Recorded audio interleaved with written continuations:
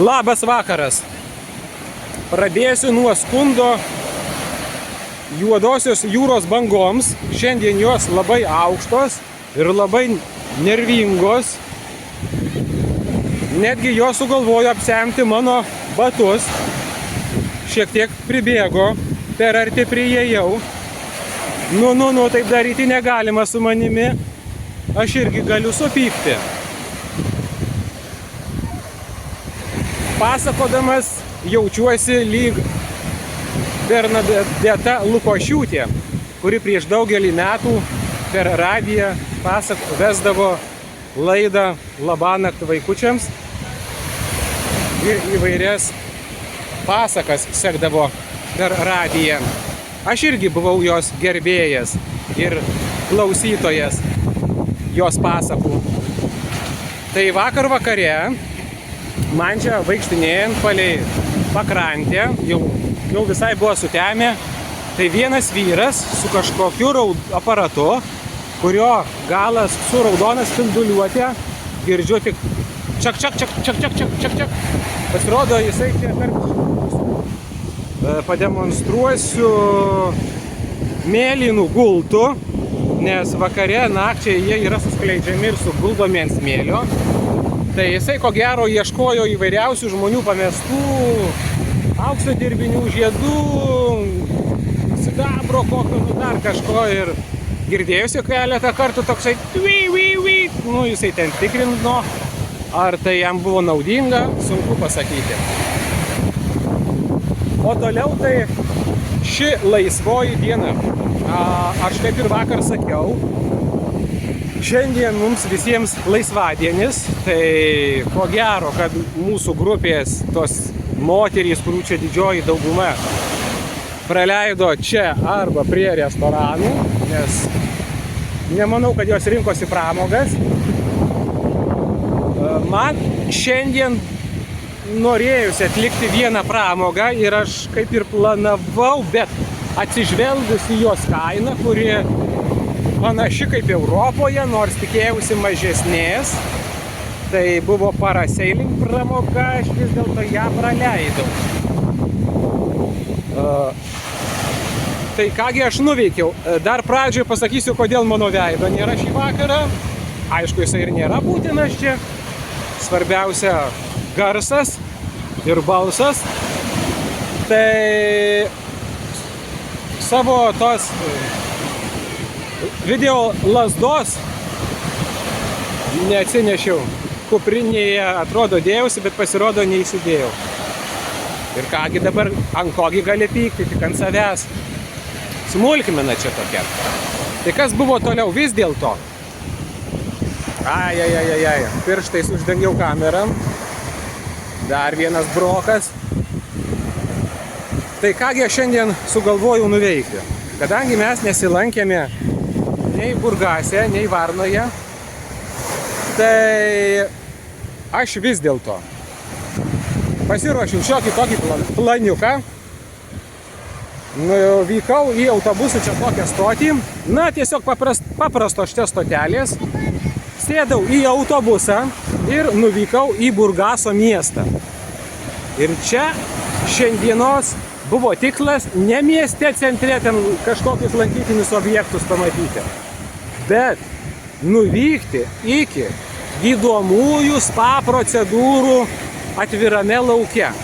Tai yra Drusko vonios, druskos baseinas kitaip ir purvo vonios. Tai galvojau nuvykti traukinuku, tačiau čia buvo toksai nesusipratimas. Aš galvojau, kad traukinukas nuvyksta į kitos vietos. Vairuotojas nesupranta anglų kalbos, prašo mane šnekėti rusų arba bulgarų. Tai aš angliškai sakau jam, kad noriu nuvykti į tas Druskos gydomasias vonias, o jisai nesupranta purto galvą. Sakau, sėdau į tą traukinuką, jis ten mane kokius 3-4 pliažus nuvežė ir paleido. Esmė tokia, kad iki tos vietos yra nueiti geri 5 kilometrai. Na, aišku, man kaip mėgėjim pasivaikščioti, tai tie 5 kilometrai, bet aš galvoju greičiau nuvažiuosiu, nes vis tiek karšta, tai tebūnie. Tai nuėjau pėsčiomis, atvykęs susimokėjau 5 eurų mokestį, išbandžiau tas druskų gydyklas, tai yra įlipau į tą baseiną, dugne pilna druskos kristalų, aš ten atlikau keletą nuotraukų, tas nuotraukas būtent ir video įrašus talpinsiu į savo Facebook profilį. Tada toliau išbandžiau purvo vonės, išsitepiau save lyg kokiu šokoladu. Ir ten ne vienas toks aš buvau, visi kaip kokie begemotai purviai išsitepliojo.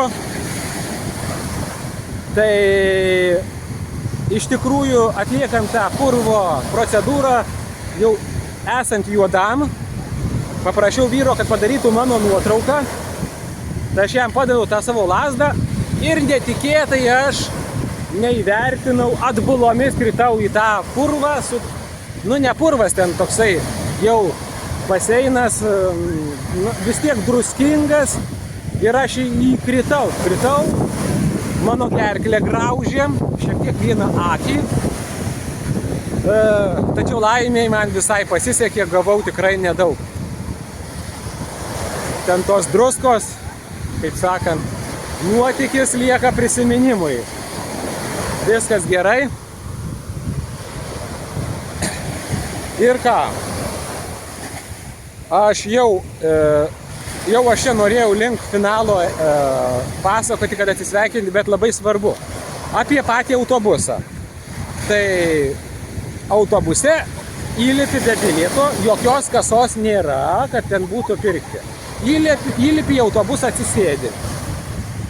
Autobuse vairuotojas ir konduktorė, kuri prieina prie tavęs su aparačiuku, išmuša bilietą ir tu susimoki ir su tuo bilietu, taip aš įsikišau tą bilietą, prižiūrau, žmonės įlipa ir per vidurinės duris, ir per priekinės, o ta moteris vaikšto, ta konduktorė žvalgosi, ar čia tas įlipo, ar ne tas išlipo, galvoju, koks sunkus tavo darbas, viską prisiminti.